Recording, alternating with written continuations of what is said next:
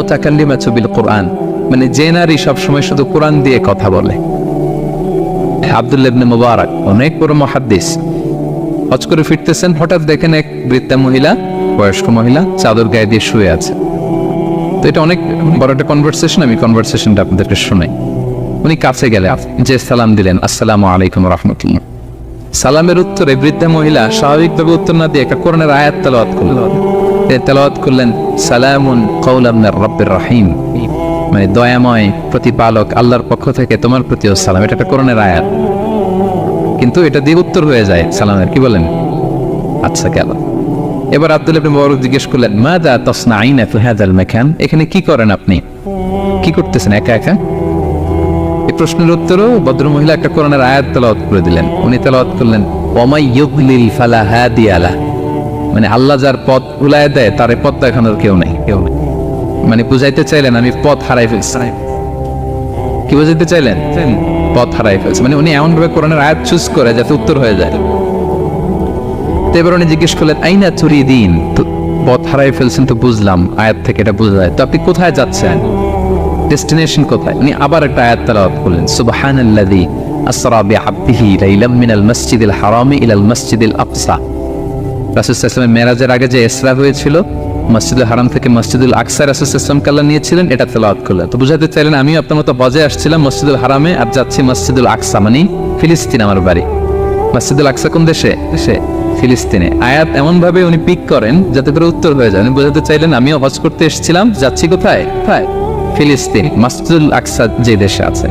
তো উনিও বুঝে গেলেন যে তাহলে আপনি মসজিদুল আকসায় যাচ্ছেন। এবার জিজ্ঞেস করলেন, আনতুম মুনযু কাম ফি হাযাল মাকান, তো এখানে একা একা পড়ে আছেন কয়দিন? আবার কোরআনের আয়াত, সালাসা লায়ালিন সাবিয়া, টানা 3 দিন 3 রাত এখানে আছে, এটা কোরআনের আয়াত। আবার জিজ্ঞেস করলেন উনি, মা আরা মাআকি তাআমান তাকুলিন, তো একা যে পড়ে আছেন আবার 3 দিন, তো আপনি খাচ্ছেন কি, বেঁচে আছেন কিভাবে? ভদ্রমহিলা আবার একটা আয়াত তেলাওয়াত করে দেন। তিনি পড়লেন, হুয়া ইউতঈমুনি ওয়া ইউসকিন, ইব্রাহিম আলাইহিস সালামের কথা, যে ওই আল্লাহ তাআলাই আমারে খাওয়ায়, আল্লাহই আমাকে পান করায়, আল্লাহ তাআলা ব্যবস্থা করেছেন আমার। এইবার উনি অবাক হচ্ছেন, আমি এত বড় মুহাদ্দিস আব্দুল্লাহ ইবনে মুবারক ইমাম বুখারীর উস্তাদ, আমি স্বাভাবিকভাবে কথা বলি আর যাই প্রশ্ন করি একটা আয়াত তেলাওয়াত করে দেয় আর ওটাতে উত্তর হয়ে যায়। কি মহিলার সন্ধান পেলাম? তো উনি বলতেছে, ফাবি আইয়ি শাইইন তাতাওয়াদ্দাইন, 3 দিন যে এখানে আছেন মরুভূমির বালুর মধ্যে, ওযু করেন কিভাবে? উনি আবার একটা আয়াত তেলাওয়াত করলেন, ফাইন লাম তাজিদু মাআন ফাতায়াম্মামু সাঈদান তাইয়্যিবা, আল্লাহ আয়াতে বলেছেন যদি তোমরা পানি না পাও পবিত্র মাটি দিয়ে তায়াম্মুম করে নিও। তো বুঝাতে চাইলেন পানি নাই তো দিয়ে হইছে, বালু তো চাই, তায়াম্মুম করে নাও। আল্লাহু আকবার। এবার উনি বললেন, ইন্না মাইয়া তাআমান আলা তাকুলিন, আমার ব্যাগে তো কিছু খাবার আছে, আপনি কিছু খাবেন? আবার কোরআনের আয়াত, সুম্মা আতিম্মুস সিয়ামা ইলাল লাইল, আল্লাহ এক আয়াতে বলেছেন তোমরা রোজা ফজর থেকে শুরু করে সন্ধ্যা পর্যন্ত পূর্ণ করো। তো বুঝালেন আমি রোজা রাখছি। কি বুঝালেন? রোজা রেখেছি। এবার উনি একটু মাসালা খাটাইতে চাইলেন, ভাবলেন যে বুড়ি তুমি আমার সাথে শুধু কোরআন দিয়ে উত্তর দিচ্ছ, দাঁড়াও তোমাকে আমি আটকাইতেছি। উনি মাসালা খাটাইলেন যে ফাকুলতু লাহা লাইসা হাদা শাহরু রমাদান, তো রোজা রাখছেন মানে এটা তো রমজান মাস না, হজ করে ফিরতেছি আমরা জিলহজ মাসের শেষের দিক, কিসের রোজা? ওই মহিলা আবার একটা আয়াত তেলাওয়াত করলেন যে ওমান তাতাওয়া খায়রান ফাইনাল্লাহা শাকিরুন আলিম, আমি রমজানের ফরজ রোজা রাখি না, এখন আমি নফল রোজা রেখেছি। আয়াতের অর্থ হচ্ছে তোমরা নফল যা করো এগুলো প্রতিদান আল্লাহ তোমাদের বুঝিয়ে দেবে। রমজান না ঠিক আছে জিলহজ, কিন্তু আমি কি রোজা রেখেছি? নফল রোজা। এইবার উনি ধরছেন মাসালা, এবার বলতেছে উবি হালান আল ইফতার ফিস সাফার, সফরে তো রোজা ভাঙা যায়, রোজা তো ভাঙা যায়, খান একটু। এবার উনি কোরআন থেকে আবার তেলাওয়াত করলেন, ওয়া আনতা সুমু খায়রুল লাকুম ইন কুনতুম তা'লামুন, আল্লাহ যে আয়াতে বলেছেন যে সফরের রোজা ভাঙা জায়েজ আছে, ওই আয়াতের শেষে আবার আল্লাহ বলেছেন যদি রাখো সব বেশি পাও। কেউ অসুস্থ হলে রোজা ভাঙবে, সফরের রোজা ভাঙবে, এই আয়াতের শেষে হচ্ছে ওয়া আনতা সুমু খায়রুল লাকুম ইন কুনতুম তা'লামুন, তবে রোজা যদি রাখো এটা ভালো যদি তোমরা বুঝতে। এবার উনি আর যাবে কোথায়? দিশেহারা হয়ে এবার জিজ্ঞেসই করে ফেলছে, লিমাদা লা তুকাল্লিমিনি মিসলা মা উকাল্লিমুকি, আচ্ছা মা এবার বলেন আমি আপনার সাথে যেভাবে কথা বলি আপনি এভাবে কথা বলেন না কেন? কিছু জিজ্ঞেস করলে কোরআনের আয়াত বলেন কেন? আমি কথা বলতেছি আপনি আমার সাথে এভাবে কথা বলেন, কিছু জিজ্ঞেস করলে কোরআনের আয়াত কেন? এটার উত্তর উনি আরেকটা কোরআনের আয়াত উনি পড়লেন, মা ইয়ালফিযু মিন কাউলিন ইল্লা লাদাইহি রাকীবুন আতীদ। আল্লাহ বলেছেন তোমরা মুখ দিয়ে যাই বের করো, এটা লিখে রাখার জন্য দুই কাঁধে রাকীব আতীদ আছে, তুলে রাখে। তার মানে আমি যে তোমার সাথে কথা বলতেছি প্রত্যেকটাই তো রেকর্ডেড হয়, রেজিস্টার্ড হয়। সো এমন কিছু বলি যেটাতে সওয়াব হয়, যেটাতে ভুল না হয়। আল্লাহু আকবার, সুবহানাল্লাহ। কি নারী ছিল, কেমন নারী তিনি ছিলেন, কি পুরো ঘটনাটা শুনবেন? হ্যাঁ, শেষ করবো ঘটনাটা। আচ্ছা, উনি অবাক হলেন যে কি মহিলা, এরকম মহিয়সী গরিয়সী নারীও পৃথিবীতে আছে। তিনি বললেন, ঠিক আছে মা, আপনি যেহেতু পথ হারাই ফেলছেন, আমার উটটাকে আমি নিয়ে আসি। ফাহাল্লাকা আন আহমিলুকি আলা নাফাতি হাদিহি ফাতুদরিকিল কাফেলা। আমার উটটা নিয়ে আসি, উটে বসেন, আমি আপনাকে এগিয়ে দিয়ে কাফেলাতে যুক্ত করে দেই। আপনি কি রাজি আমার উটে বসবেন? আবার কোরআনের আয়াত, ওমা তাফআলু মিন খাইরিন ফাইন্নাল্লাহা বিহি আলিম। তোমরা যত ভালো কাজ করো আল্লাহ সেটা জানেন, মানে তোমার এই ভালো কাজ আল্লাহ জানেন, আল্লাহ এর প্রতিদান দিবেন। কলা ফানাফতু নাকাতি, আমি ওট বসালাম এবং বললাম ওঠেন। উনি যখন উঠতেছে আমি এভাবে তাকায় আছি, আমি যে তাকায় আছি উনি একটা আয়াত তেলাওয়াত করলেন যে কুল্লিল মুমিনিনা ইয়াগুদ্দু মিন আবসারিহিম। এর অর্থ হচ্ছে নবী হে, মুমিনদেরকে বলুন তারা যেন পরনারী দিকে তাকায় না থাকে, চোখ যেন নিচে রাখে, তারা যেন চক্ষু অবনমিত করে। মানে বুঝাতে চাইলেন যে আমি তো বেগানা নারী, পরনারী, তা আমি ওঠে উঠতেছি, আপনি তাকায়। সেও তো তাকায় আছে যে বৃদ্ধা মহিলা উঠতে যদি কষ্ট হয় পড়ে যায়। তো উনি যখন দেখতেছেন তাকায় আছে, উনি বলতেছে ফুল্লিল মুমিনিনা ইয়াগুদ্দু মিন আবসারিহিম। নবী হে বলুন বিশ্বাসীদের তারা যেন চোখ নিচের দিকে করে রাখে। উনি লজ্জা পেয়ে গেলেন। ফাকাদাতু বাসারি, আমি লজ্জায় চোখ নামালাম। এরপর আমি বললাম ইরকাবি ওয়াকাদ আকালতু নাকাতে, ওঠেন। আমি এবার ওটের রশি ধরে টানতে আরম্ভ করলেন। ভদ্রমহিলা উঠেই আবার কোরআনের আয়াত পড়লেন, যেটা আমরা গাড়িতে বা কোনো বাহনে উঠলে পড়ি। তিনি পড়তে আরম্ভ করলেন সুবহানাল্লাযী সাখখারা লানা হাযা ওয়া মা কুন্না লাহু মুকরিনিন ওয়া ইন্না ইলা রাব্বিনা লামুনকালিবুন। প্রশংসা সে আল্লাহ, যে আল্লাহ এই বাহনকে আমাদের জন্য বশীভূত করে দিয়েছেন। তিনি বশীভূত না করলে আমরা তো এটাকে বশীভূত করতে পারতাম না। আপনারা যখন গাড়ি স্টার্ট দিবেন এই দোয়াটা পড়েন তো আপনারা। গাড়ি স্টার্ট দিলে, বিমানে উঠলে, ঘোড়ায় উঠলে, যে কোনো বাহনে উঠলে এটা পড়তে হয়, কোরআনের আয়াত।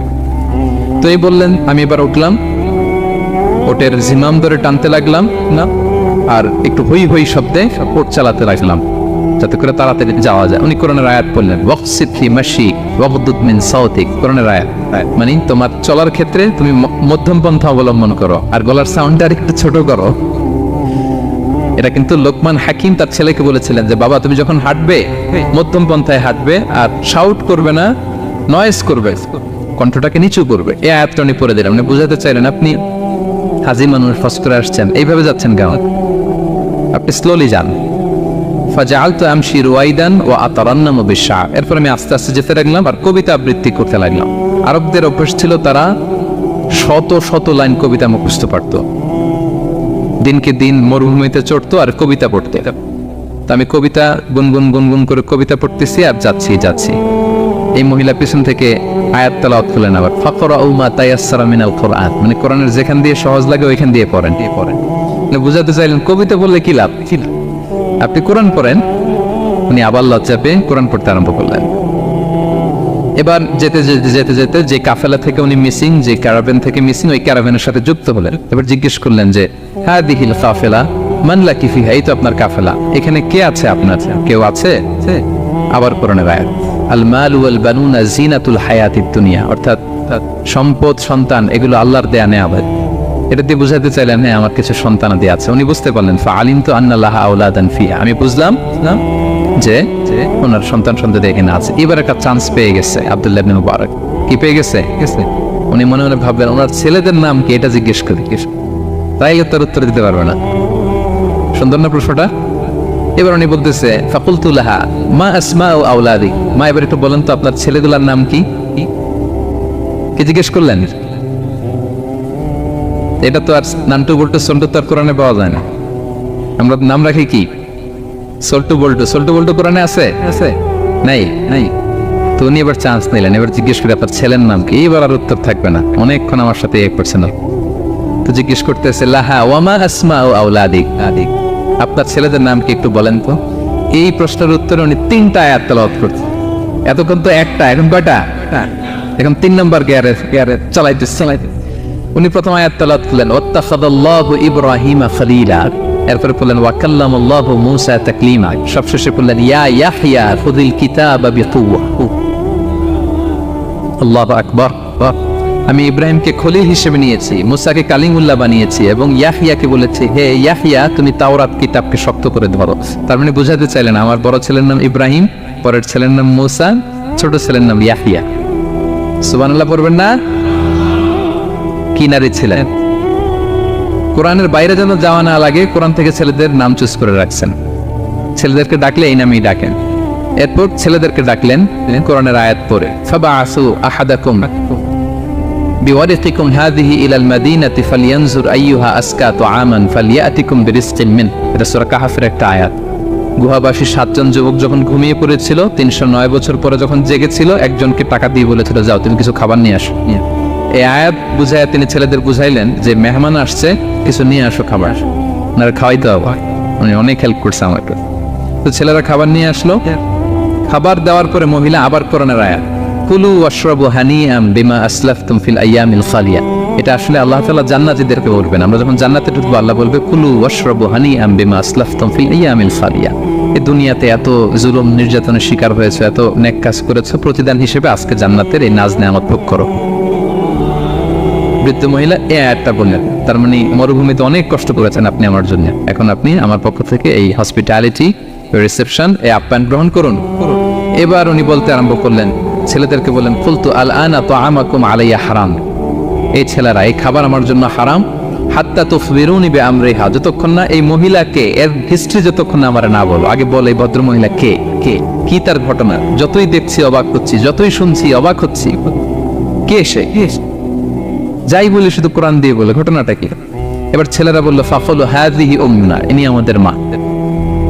লাহা আরবাউনা সানা, ওনার বয়স 40 বছর। লাম তাতাকাল্লাম ইল্লা বিল কুরআন, জীবনে কোনোদিন কোরআন ছাড়া মুখ দিয়ে অন্য কোনো কথা বলে নাই। মাখাফাতান তাযিল্লা ফায়াসখাতা আলাইহির রহমান, এই ভয়ে যে কোন কথায় আল্লাহ আবার নারাজ হয়ে যায়, আমার কোন কথায় আবার কোন ভুল হয়ে যায়, আমার কোন কথায় আবার রহমান আমার উপর নারাজ হয়ে যায়। এজন্য আমরা আমাদের জন্মের পরে জীবনে আমার মাকে কোরআন ছাড়া কোনো কথা বলতে শুনিনি। অবাক হলেন আব্দুল্লাহ ইবনে মুবারক, ইমাম বুখারীর উস্তাদ। উনি খাবার হাতে নিয়ে এবার বললেন যে উনি তো অনেক আয়াত বললো, এবার আমি একটা আয়াত পড়ি। খাবারটা নিয়ে উনি পড়তে আরম্ভ করলেন। ফাকুলতু, উনি বললেন, আমি বললাম, যালিকা ফাদলুল্লাহি ইউতিহি মান ইয়াশা, এটা আল্লাহর বিশেষ অনুগ্রহ, ফজল। এটা আল্লাহ সবাইরে দেয়, যাকে চায় তাকে দেয়। সুবহানাল্লাহ পড়ে। এটা আল্লাহর বিশেষ অনুগ্রহ, তিনি সবাইকে দান করেন না, যাকে চান তাকে দেন। তোমাদের মা অনেক মহিয়সী গরিয়সী একজন মাতা তোমরা পেয়েছো। আল্লাহ তাআলা বলছেন, ইন্না নাহনু নাযালনা যিকরা ওয়া ইন্না লাহু লাহাফিযুন, নিশ্চয় আমি এই জিকিরকে মানে কোরআনকে নাজিল করেছি, আমি এই কোরআনকে সংরক্ষণ করব। তাহলে কোরআনের একটা নাম পেলাম আল কিতাব, একটা নাম পেলাম আল ফুরকান, একটা নাম পেলাম কি জিকির। এরকম অনেকগুলো নাম কোরআনের আছে। শুনেছি শুধু আমি সূরাতুল হাশরের 21 নম্বর আয়াত তেলাওয়াত করেছি। এখানে আল্লাহ তাআলা ইরশাদ করছেন যে এই কোরআনকে যদি আমি পাহাড়ের উপর নাজিল করতাম, লাউ আনজালনা হাযাল কুরআনা আলা জাবালিন লারাআইতাহু খাশিআন মুতাসাদ্দিআন মিন খাশিয়াতিল্লাহ। নবী, হে কোরআনকে যদি আমি পাহাড়ের উপর নাজিল করতাম, আপনি দেখতেন আল্লাহর ভয়ে এই পাহাড় ভেঙে চুরে খানখান হয়ে যেত। এটা এত গরু ভার একটা বাণী, কোরআন আল কারীম। পাহাড় ভেঙে যেত। পাহাড় কি চারটেখানে কথা? সুবিশাল পাহাড় আল্লাহ তাআলা পৃথিবীতে সৃষ্টি করে রেখেছেন। আপনারা আলাস্কা পর্বতমালার নাম শুনেছেন? Alaska range, located in USA. যুক্তরাষ্ট্রে একটা মাউন্টেন রেঞ্জ আছে, এটা 600 মাইল লম্বা। কয়শো মাইল? পুরোটাই পাহাড়। এটার নাম হচ্ছে আলাস্কা মাউন্টেন রেঞ্জ। ইউরোপে একটা মাউন্টেন রেঞ্জ আছে, এটার নাম হচ্ছে আল্পস মাউন্টেন রেঞ্জ। এটা 750 মাইল লম্বা। নেপালে একটা পাহাড় আছে, এটার নাম মাউন্ট এভারেস্ট। এটা 8829 মিটার উঁচু। আল্লাহ বলেন এই বিশাল বিশাল পাহাড়। আরব বিশ্বে অনেক বড় পাহাড় আছে। তুর পাহাড়ের চূড়ায় আমি উঠেছিলাম, আরব বিশ্বের সবচেয়ে বড় পাহাড় মাউন্টেন রেঞ্জ। আল্লাহ বলেন এই কোরআনকে যদি আমি তোমাদের উপর নাজিল না করে পাহাড়ের উপর নাজিল করতাম, আলাস্কার উপর নাজিল করতাম, আল্পস পর্বতমালায় নাজিল করতাম, তুর পাহাড়ে যদি নাজিল করতাম, মাউন্ট এভারেস্টের উপর যদি নাজিল করতাম, তাহলে নবী আপনি দেখতেন আল্লাহর ভয়ে এই পাহাড়গুলো ভেঙে চূর্ণ বিচূর্ণ হয়ে যেত। কিন্তু সেই কোরআন আল্লাহ কাদের উপর নাজিল করেছেন? আমাদের উপর। সো হিউজ রেসপন্সিবিলিটি, অনেক বড় দায়িত্ব। এই কোরআনকে আমরা বুঝি কিনা, কোরআনকে মানি কিনা, কোরআনের আইন সমাজে চাই কিনা। This is the burning question. নিজেকে নিজে প্রশ্ন করুন যে কোরআনের যে হকগুলো আছে আমরা আদায় করছি কিনা। এটা যেন তেন কোনো বাণী নয়, এটা আল্লাহ তাআলার পাঠানো বাণী, অনেক ভারী অনেক ওজনওয়ালা বাণী। আল্লাহ তাআলা বলছেন ইন্না সানুলকি আলাইকা কওলান সাকিলা, নবী হে আপনার কাছে আমি অনেক ভারী হেভি ওয়েট ওয়ার্ড নাজিল করব। এটা অনেক ওজনের, এটা সিম্পল কোনো বিষয় নয়। এই কোরআন যখন রাসূল সাল্লাল্লাহু আলাইহি ওয়াসাল্লামের উপর নাজিল হতো, প্রচন্ড শীতের রাতে বিষ্ণু সাল্লাল্লাহু আলাইহি ওয়াসাল্লাম ঘামতেন। আমাদের আয়েশা বলেন আমরা কম্বল মুড়ি দিয়েও থাকতে পারি না, এত শীত, কিন্তু বিশ্বনবী ঘেমে ঘর্মাক্ত হয়ে একাকার। ওটের উপর বসে থাকা অবস্থা যখন কোরআন নাজিল হতো, ওটগুলো মরুভূমির মধ্যে বসে পড়তো ডিরেক্টলি। কাফেলা চলছে সাইয়েদনা জিবরাইল এসে কোরআন নাজিল করেছেন, কোরআনের ভারে ধপাস করে উট বসে যেত। যায়েদ ইবনে সাবিত রাদিয়াল্লাহু তাআলা আনহু কাতিবুল ওয়াহী, রাসূল সাল্লাল্লাহু আলাইহি ওয়াসাল্লামের সাহাবী। রাসূল সাল্লাল্লাহু আলাইহি ওয়াসাল্লাম একবার যায়েদ রাদিয়াল্লাহু তাআলা আনহুর পায়ের মধ্যে মাথা রেখে শুয়েছিলেন। দীর্ঘক্ষণ শুয়ে থাকলেন। যায়েদ রাদিয়াল্লাহু তাআলা আনহু বলছেন আমার কোনো কষ্টই হচ্ছে না। হঠাৎ করে কোরআন নাজিল হতে লাগলো। কি নাজিল হতে লাগলো? কোরআন। যায়েদ রাদিয়াল্লাহু তাআলা আনহু বলেন দীর্ঘক্ষণ রাসূল সাল্লাল্লাহু আলাইহি ওয়াসাল্লাম আমার পায়ের উপর মাথা রেখে শুয়ে আছেন, কিন্তু আমি টেরি পাচ্ছি না। কিন্তু যখন কোরআন নাজিল হতে লাগলো মনে হলো যে আমার পাটা ভেঙে খান হয়ে যাবে। রাসূল সাল্লাল্লাহু আলাইহি ওয়াসাল্লামের মাথার ওজন এত বেড়ে গেল, আমি আর রাসূল সাল্লাল্লাহু আলাইহি ওয়াসাল্লামকে রাখতেই পারছি না আমার পায়ের উপর। ইন্না সানুলকি আলাইকা কওলান সাকিলা, নবী হে আমি অনেক ভারী হেভি ওয়েট ওয়ার্ডের কোরআন আপনার কাছে নাজিল করব। সো কোরআনটা এটা অনেক সম্মানিত একটা বাণী, আল্লাহ তাআলার বাণী, অনেক ভারী একটা বাণী। এটা পাহাড় সইতে পারে না, পাহাড় ভেঙে চূর্ণ বিচূর্ণ হয়ে যেত, সে কোরআনকে আল্লাহ তাআলা আমাদের উপরে নাজিল করেছেন। সো আমাদের হিউজ রেসপন্সিবিলিটি, অনেক বড় দায়িত্ব যে এই কোরআনকে মেনে চলা, কোরআন পড়তে জানা, কোরআনের অর্থ বোঝা এবং কোরআনের নীতিমালাগুলো আমাদের সমাজে বাস্তবায়ন করা। আমরা বলেছি যে আমরা কোরআন দিয়ে আজকে কোরআনের পরিচয় নিব। কোরআনকে জিজ্ঞেস করবো যে কোরআন তুমি তোমার পরিচয় দাও। আমরা কিছু প্রশ্ন করবো, দেখবেন কোরআন অবলীলায় উত্তর দিয়ে দিচ্ছে। আমরা যদি কোরআনকে জিজ্ঞেস করি যে কোরআন তুমি যে পৃথিবীতে এসেছো তোমার হিস্ট্রিটা বলো, কবে আসলা, কবে নাজিল হয়েছ, কোরআন বলবে শাহরু রমাদান আল্লাযী উনজিলা ফীহিল কুরআন, আমি রমাদান মাসে এসেছি, যেন তেন মাসে আসে। কোরআনকে যদি আমরা প্রশ্ন করি যে কোরআন রমাদান তো 29 দিন বা 30 দিন, তো এই 30 দিনের বা 30 রাতের কোন দিন বা কোন রাতে এসেছ, কোরআন বলবে ইন্না আনজালনাহু ফি লাইলাতুল কদর, আমি কদরের রাতে এসেছি। সুবহানাল্লাহ বিহামদি। ওমা আদরাকা মা লাইলাতুল কদর, কে তোমাকে জানাবে কদর কি? লাইলাতুল কদরি খায়রুম মিন আলফি শাহর, কদরের রাত 1000 মাসের চেয়েও সেরা। রাসূল সাল্লাল্লাহু আলাইহি ওয়াসাল্লাম আফসোস করতেছেন, আল্লাহ বনি ইসরাইলের লোকেরা হায়াত পাইছে 1000 বছর, 1500 বছর, এত ইবাদত করছে, আমার গুনাহগার উম্মতের কি হবে? আমার গুনাহগার উম্মত তো 60-70 এর মধ্যে মরে শেষ। আমার উম্মতি মা বাইনা 60 ইলা 70, আমাদের গড় বয়স কত? 60 থেকে 70। আল্লাহ বলেন চিন্তা করো না, লাইলাতুল কদর খায়রুম মিন আলফি শাহর, তোমার গুনাহগার উম্মতের জন্য আমি কদরের রাত দিয়েছি 1000 মাসের চেয়ে সেরা। তাহলে কোরআনের হিস্ট্রি আমরা জেনে গেলাম। রমাদানে আসছে, রমাদানের কোন রাতে আসছে? এখন যদি জিজ্ঞেস করি তুমি কি একা একা আসছো না কেউ নিয়ে আসছে তোমার, এবার কি উত্তর পাওয়া যাবে? এই প্রশ্নের উত্তরে কোরআন আমাদেরকে জানায় যে আমি একা আসিনি। নাযালা বিহির রূহুল আমিন, রূহুল আমিন হচ্ছে জিবরাইল আলাইহিস সালামের একটা নাম, বিশ্বস্ত আত্মা। রূহুল আমিনের সাথে আমি এসেছি, সবচাইতে বিশ্বস্ত, যেহেতু এটা আল্লাহর বাণী, এটা আসার সময় যদি অন্যের কথা ঢুকায় দেয় তাহলে ভেজাল আছে না নাই? আমিন, বিশ্বস্ততার সাথে যে পৌঁছে দিবে, বাণী বাহকের কাজ করবে, এরকম সবচাইতে বিশ্বস্ত ফেরেশতা জিবরাইলকে দিয়ে আমি পাঠিয়েছি। তাহলে কোরআন একা আসে, সবচাইতে শক্তিশালী ফেরেশতা। জিবরাইল আলাইহিস সালামের লাহু সিত্তু মিআতু জানা, 600 পাখা আছে, 600 পাখা।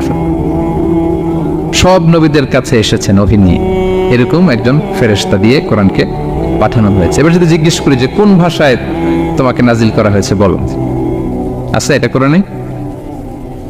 কোরআন আমাদেরকে জানাচ্ছে ইন্না আনসালনাহু কুরআনান আরাবিয়ান লাআল্লাকুম তাআকিলুন, নিশ্চয় আমি কোরআনকে আরবি ভাষায় নাজিল করেছি যাতে তোমরা বুঝো। সুস্পষ্ট আরবি ভাষায় এই কোরআনকে আল্লাহ তাআলা নাজিল করেছেন। তাহলে হিস্ট্রি আমরা জানতেছি ধীরে ধীরে, না? রমাদানে আসলো, কদরে আসলো, একা আসে নাই, জিবরাইল আলাইহিস সালামের সাথে আসলো, আরবি ভাষায় নাজিল হলো। এবার যদি জিজ্ঞেস করি যে তুমি যে আসলা, তোমাকে যে আমাদের তেলাওয়াত করতে হবে, তো এই তেলাওয়াত করার গাইডলাইনটা কি, কিভাবে তেলাওয়াত করব, তেলাওয়াত করার সিস্টেমটা কি, এটা যদি আমাদেরকে একটু বলতে।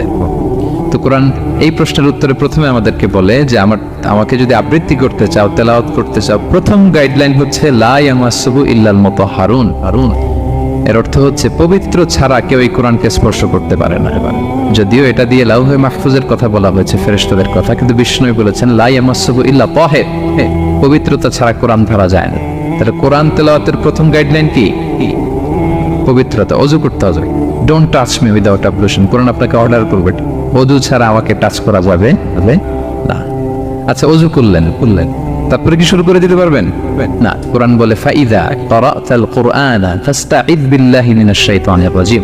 কোরআন পড়ার আগে তোমার যে সুস্পষ্ট দুশমন ওই শয়তানের ব্যাপারে আল্লাহর কাছে পানাহ চেয়ে নাও, মানে পড়ো আউযু বিল্লাহি মিনাশ শাইতানির রাজিম বিসমিল্লাহির রাহমানির রহিম। তাহলে ওযু করলেন, আউযু বিল্লাহ বললেন, বিসমিল্লাহ বললেন। এবার কি করতে হবে? এবার কোরআন বলছে যেমন মনে চায় তেমন পড়া যাবে না। তুমি গানের সুরে, ব্যান্ডের সুরে, হিপ হপ সুরে কোরআন পড়বা, এটা আল্লাহ কবুল করবে না। কোরআন বলছে ওয়ারাত্তিলিল কুরআনা তারতিলা, তারতিলের সাথে কোরআন পড়তে হবে, ধীর স্থির ভাবে কোরআন পড়তে হবে। তারতিল, আপনারা যারা কোরআন পড়বেন তারতিলের সাথে পড়বেন। What is তারতিল? আনাস রাদিয়াল্লাহু তাআলা আনহুকে জিজ্ঞেস করা হয়েছিল তারতিল কি, নবী কিভাবে তেলাওয়াত করতেন। তিনি বলেছিলেন ইয়ামুদ্দু বিহা সাওতাহু মাদ্দান। বিষ্ণু ইসলাম প্রতিটি আয়াত টেনে টেনে পড়তেন, এভাবে টেনে টেনে পড়তেন। আবার বিষ্ণু ইসলামের স্ত্রী উম্মে সালামা রাদিয়াল্লাহু তাআলা আনহা তিনি বলতেন ইয়াকাত্তিউ কিরাআতাহু আয়াতান আয়াতান। বিষ্ণু ইসলাম প্রতিটি আয়াত শেষে থামতেন, এক আয়াত পড়ে থেমে আরেক আয়াত, আবার থেমে আরেক আয়াত।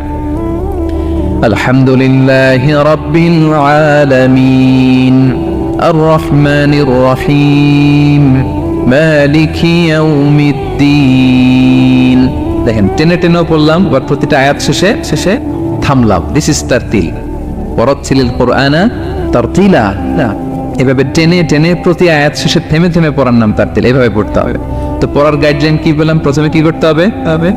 ওযু করতে হবে, পবিত্রতা। এরপরে আউযু বিল্লাহ, বিসমিল্লাহ পড়তে হবে। এরপরে কিভাবে পড়তে হবে? তারতিলের সাথে। কথা কি বুঝতে পারতেছেন সবাই? বিরক্ত হচ্ছেন না তো আপনারা?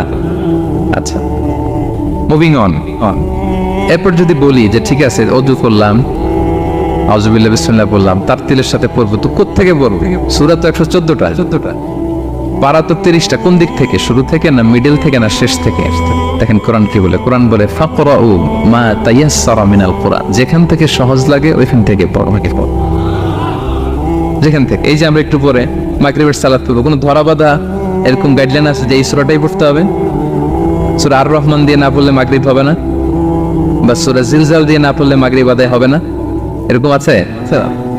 ফাকরাউ মা তায়াসসারা মিনাল কুরআন, যেখান দিয়ে তোমার সহজ লাগে ওইখান দিয়ে পড়ো। শুধু বড় এক আয়াত বা ছোট 3 আয়াত এই পরিমাণ হলেই হবে, যেখান থেকে মনে চায়, যে কোনো পারা, যে কোনো সূরা। আলহামদুলিল্লাহ বলে। বিশেষ করে ফজরের নামাজে বিষ্ণু ইসলাম লম্বা কিরাত পড়তেন, কারণ ফজরের কোরআন তেলাওয়াতটাতে স্পেশালি সাক্ষী রাখা হয়। আল্লাহ তাআলা বলছেন আকিমিস সালাতা লিদুলুকিশ শামসি ইলা ওয়াসাকিল লাইলি ওয়া কুরআনাল ফাজর ইন্না কুরআনাল ফাজরি কানা মাশহুদা। সূর্য যখন ডুবে তখন থেকে রাত পর্যন্ত সালাত কায়েম করো, বিশেষ করে ফজরের সালাত। এই সময় ফেরেশতারা আসে, এটা সাক্ষী থেকে যায়। আমরা ফজরের সময় যেন লম্বা চূড়া তেলাওয়াত করি, ফজরের 2 রাকাতে আমরা লম্বা তেলাওয়াত করি। এবার কোরআনকে যদি জিজ্ঞেস করি যে কোরআন তোমার পৃথিবীতে যে এসছো, তোমার অবজেক্টিভটা কি, নাজিলের উদ্দেশ্য কি উদ্দেশ্যে আল্লাহ তাআলা পাঠিয়েছেন? কোরআন আমাদেরকে জানাচ্ছে আলিফ লাম র কিতাবুন আনজালনাহু ইলাইকা লিতুখরিজান নাসা মিনাল যুলুমাতি ইলান নূর। এই কোরআনকে আমি নাজিল করেছি যাতে অন্ধকারাচ্ছন্ন মানুষগুলোকে নবী হে আপনি আলোর দিকে নিয়ে যেতে পারেন। I have revealed this holy book to you in order to lead the mankind out of darkness into the light. কোরআন আমাদেরকে আলোর দিকে নেয়। কিসের দিকে নেয়? আলোর পথ দেখায়, মুক্তির পথ দেখায়। তো মুক্তির জন্য আমি এই কোরআনকে পাঠিয়েছি। এবং কোরআন পাঠিয়ে আল্লাহ তাআলা গোটা বিশ্ববাসীকে চ্যালেঞ্জ করেছেন যে পারলে এরকম আর একটা কোরআন বের করে আনে, লিখে আনে। পারবে নাকি গোটা বিশ্বের সবাই মিলে? আমরা যখন বই লিখি, বইয়ের ভূমিকাতে লিখি যে মানবিক দুর্বলতার কারণে বা আমার জ্ঞানের কমতির কারণে কিছু ভুল হতে পারে বা টাইপো মিস্টেক হতে পারে, কেউ যদি আমাদের ভুলগুলো ধরিয়ে দেন আমরা শুদ্ধ করে নিব। প্রত্যেক লেখক লেখে যে আমার 3টা বই বেরোয়েছে, আমি এটা লিখছি শেষে, যে কিছু টাইপো মিস্টেক হতে পারে বা আমার ভুল হতে পারে, জানালে আমি পরবর্তী সংস্করণে কি করব, শুধরে নিব। কিন্তু কোরআন ব্যতিক্রম। সব লেখক বলে ভুল থাকলে বইলাম, কোরআন বলে পারলে ভুল খুঁজে বের করো।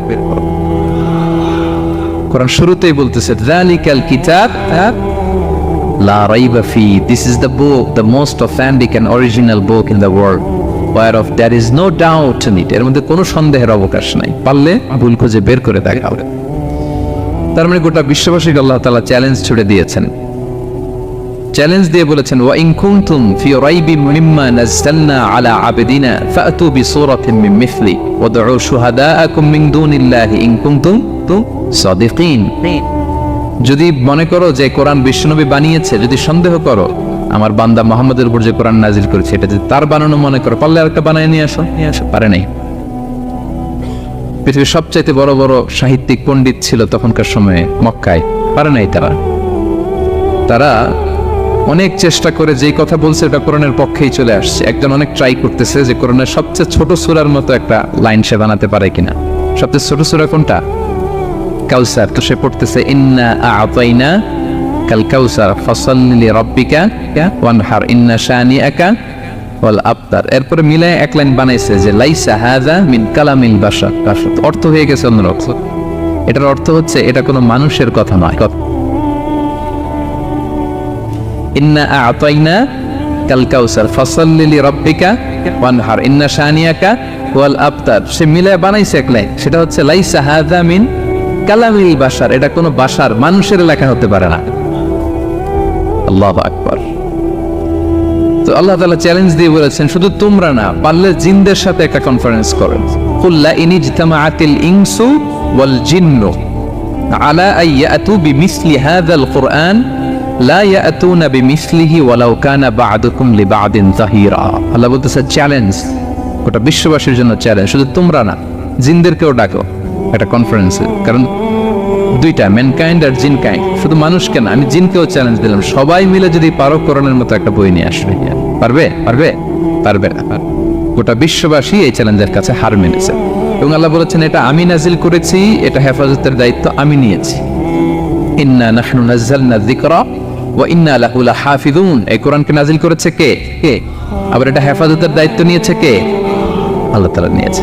কোরআনের সবগুলো প্রিন্টেড কপি যদি আমরা আগুন দিয়ে জ্বালায় দেই তাহলে তো আর কোরআন থাকবে না পৃথিবীতে, না? হ্যাঁ, আমরা আমাদের তাকরিম সালেহ আহমদ তাকরিমের মতো 10 জন ওয়ার্ল্ড ক্লাসের হাফেজদের বসাইলেই উইদিন 3 days আমি আরেকটা কপি বানিয়ে ফেলতে পারবো। কি বলেন, পারা যাবে না? গোটা বিশ্বে আমাদের যে হাফাজ, এদের মধ্যে ওয়ার্ল্ড ক্লাস যে হাফেজ এরকম 10 জন লাগবে শুধু। আবার গিভ মি জাস্ট 3 days, আমরা আরেকটা কোরআন বের করে ফেলতে পারবো। কারণ আমরা শুধু কোরআন লিখে রাখি না, এই সিনার ভিতরে খোদাই করে রাখি, ঠিক কি না? এবং হাফেজে কোরআনের সংখ্যা পৃথিবীতে বাড়ছে। পৃথিবীতে কোন দেশে সবচেয়ে বেশি হাফেজ জানেন আপনারা? না, বাংলাদেশে না, ইজিপ্ট র্যাঙ্কিং এ আছে, কিন্তু সবচেয়ে বেশি হাফেজ হচ্ছে লিবিয়াতে। লিবিয়াতে প্রত্যেক 3 জনে একজন হাফেজ। মোট জনসংখ্যা 70 লাখ, হাফেজ আছে 23 লাখ। র্যাঙ্কিং এর সেকেন্ড হচ্ছে আল মাগরিব, আরবিতে বলে মাগরিব মানে মরক্কো, ওদের হাফেজের সংখ্যা 16 লাখ। থার্ড হচ্ছে ইজিপ্ট, মোর দেন 1 মিলিয়ন। ফোর্থ হচ্ছে সৌদি আরবিয়া, ফিফথ হচ্ছে জর্ডান। কোটি কোটি হাফেজ আছে আমাদের গোটা বিশ্বে। আমাদের সবগুলো কোরআনের প্রিন্টেড কপি জ্বালিয়ে দিলেও কোরআন আবার নিয়ে আসতে আমাদের কয়েকদিনের ব্যাপার। আলহামদুলিল্লাহ বলবেন না? এই কোরআনের ভিতরে আল্লাহ তাআলা শিফা রেখেছেন রহমত। আল্লাহ বলেন অনুনাজ্জিলু মিনাল কুরআনি মা হুয়া শিফাউন ওয়া রাহমাতুল লিল মুমিনিন ওয়া লা ইয়াজিদুয যালিমিনা ইল্লা খাসারা। আমি এই কোরআনের ভিতরে শিফা রেখে দিয়েছি, রহমত রেখে দিয়েছি। সূরাতুল ফাতিহাকে বলা হয় সূরাতুশ শিফা। অসুস্থ ব্যক্তির গায়ে আপনি ফু দিতে দেরি, সুস্থ হতে দেরি হয় না, কিন্তু ওই ঈমানটা থাকতে হবে। ওই ঈমান নিয়ে, ওই আমল নিয়ে যদি আপনি রিসাইট করে ফু দেন, আল্লাহ তাআলা সুস্থ করে দেবেন। এবং এই কোরআন আপনাকে বিপদ থেকে উদ্ধার করতে পারে, কারণ কোরআন আল্লাহর সিফাত, এটা আল্লাহর একটা সিফাত।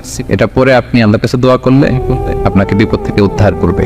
আল্লাহ তাআলা বলছেন, ওয়া ইযা ক্বারা'তাল কুরআনা জাআলনা বাইনাকা ওয়া বাইনাল লাযীনা লা ইউমিনুনা বিল আখিরাতি হিজাবাম মাসতুরা। নবী হে, আপনি যখন কোরআন তেলাওয়াত করেন তখন আপনার আর কাফেরদের মাঝে আমি পর্দা ঢেলে দেই। পর্দা, কাফেররা আপনারা দেখে না। সুবহানাল্লাহ।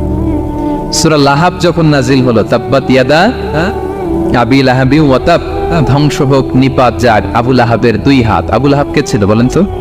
বিশ্বনবীর চাচা। তো এই আয়াত যখন নাজিল হলো, চাচার বদনাম যখন এই আয়াতে আসলো, চাচি উম্মে জামিল খুব রেগে গেল।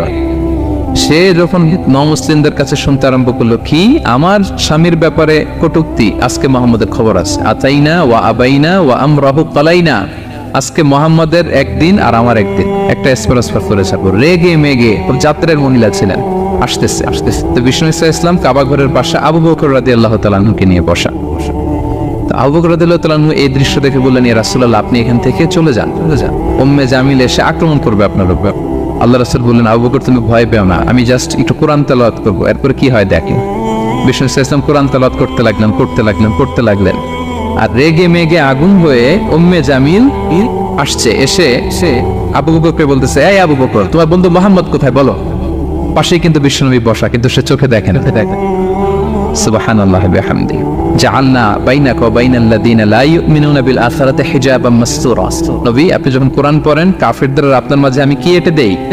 পর্দা এঁটে দেই, ওরা দেখে না। আপনি বিপদে পড়ছেন, আপনি কোরআন পড়েন, আপনার শত্রু আপনাকে দেখবে না। হিজরতের রাতে বিষ্ণু ইসলাম আবু বকর রাদিয়াল্লাহু তাআলা আনহুকে নিয়ে গারে সাউরে আশ্রয় নিলেন।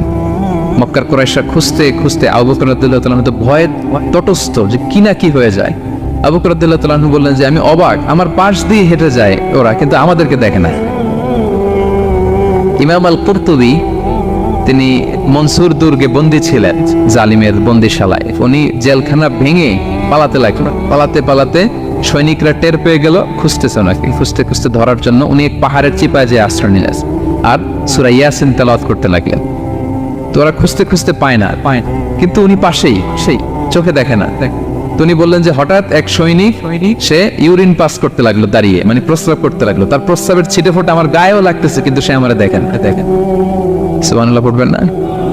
জাআলনা বাইনাকা ওয়া বাইনাল লাযীনা লা ইউমিনুনা বিল আখিরাতি হিজাবাম মাসতুরা। নবী হে, যখন কোরআন পড়বেন আপনার আর কাফেরের মাঝে আমি কি এঁটে দেই? পর্দা এঁটে দেই। আমি নিজেও এটার অনেক প্রমাণ পেয়েছি। আমি বাংলাদেশের একটা জেলায়, চাঁদপুরের এদিকে একটা এলাকায় আমার একটা তাফসীর প্রোগ্রাম ছিল। তো একটা সময় আমি খুব প্রত্যন্ত অঞ্চলে যেতাম, রিমোট এরিয়ায়, বিল একটা গ্রাম। দাওয়াত করছে, আমি চলে যেতাম। কোরআনের কথা আমার পৌঁছাইতে হবে সব জায়গায়। তো মাহফিল শেষে রাত 2টার দিকে আমরা ফিরতেছি, বিল কিছু গুচ্ছ গ্রাম। হঠাৎ একটা মোড়, ওই মোড়ের ওইখানে দেখি একটা গাছপালা আছে। এটার মানে হচ্ছে আশেপাশে ডাকাত আছে। ওখানে ডাকাতি এরকম হয় আর কি, বিল এরিয়াতে গাছ ফেলে রাখেন। তো গাছ থাকলে তো আর কোনো সিএনজি, প্রাইভেট কার কিছুই যাবে না। তাই বুঝতে পারলাম যে এটা তো ডাকাতের কাজ। আমি সূরা ইয়াসিন তেলাওয়াত শুরু করে দিলাম। বিপদে বলে সূরা ইয়াসিনের প্রথম 9 আয়াত, এই 9 আয়াত পড়বেন। পড়তে আরম্ভ করলাম, ড্রাইভারকে বললাম একটু করে পেজ। তো টর্চ মারতেছে বিল থেকে, মানে ওরা তো ওখানে উৎপেতে আছে। আমি পড়তেছি, কিছুক্ষণ পরে ডাকাত নিজে এসে গাছ সরাই দিয়ে বলতেছে যান। মানে ও কি করবে ও নিজেও বুঝতেছে। ও যে কি করবে, ও কি করতে হবে, ওটা মানে বুদ্ধি জ্ঞান সে হারাই ফেলেছে। সে শুধু গাছটা সরালাম, বলতেছে যান। এই চলে গেলাম। এটা আমার নিজের প্রমাণ, হয়তো কোথাও বলি নাই, আজকে প্রসঙ্গক্রমে বলা হয়ে গেল। তো এরকম বিপদে পড়লে সূরা ইয়াসিনের প্রথম কয় আয়াত পড়বেন আপনারা। জাআলনা বাইনাকা ওয়া বাইনাল লাযীনা লা ইউমিনুনা বিল আখিরাতি হিজাবাম মাসতুরা। আপনার আর আপনার শত্রুদের মাঝে কি হয়ে যাবে? পর্দা পড়ে যাবে, দেখবেই না আপনাকে। অনেক চেষ্টা করেছিল মক্কায় কুরাইশরা রাসূল সাল্লাল্লাহু আলাইহি ওয়াসাল্লামের এই কোরআনে বাধা দিতে, যাতে এই কোরআনের কথা শুনতে না পারে। কারণ যারাই বিষ্ণুনবীর কণ্ঠের তেলাওয়াত শুনতো, এরাই মুগ্ধ হয়ে কালেমা পড়ে মুসলমান হয়ে যেত। তারা ডিস্টার্ব করতো কোরআনের মাহফিলে। وقال الذين كفروا لا تسمعوا لهذا القرآن والغوا فيه لعلكم تغلبون।